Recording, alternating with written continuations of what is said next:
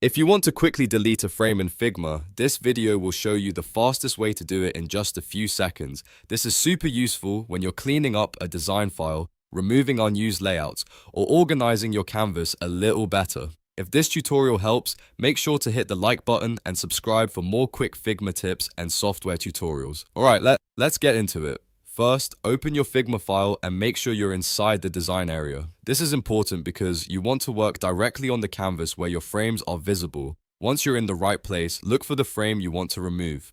At the top left of the frame, you'll see the frame number or the frame label. Click right on that frame number to select the frame. This is the easiest way to make sure you've selected the entire frame and not just something inside it. After you click the frame number, you should see the frame highlighted, which means it's ready to be edited or deleted. Now simply press the delete key on your keyboard. As soon as you do that, Figma will remove the frame from your design file. If you accidentally delete the wrong frame, don't worry. You can always undo it right away using Ctrl-Z on Windows or Command-Z on Mac. That's a helpful little shortcut to remember whenever you're making changes in Figma. So to recap, the process is really simple. Go to your design file, click the frame number at the top left of the frame to select it, and then hit delete. That's all there is to it. If this quick Figma tutorial helped you out, please like the video and subscribe for more easy design tips, beginner guides, and Figma workflow tutorials. Thanks for watching, and I'll see you in the next one.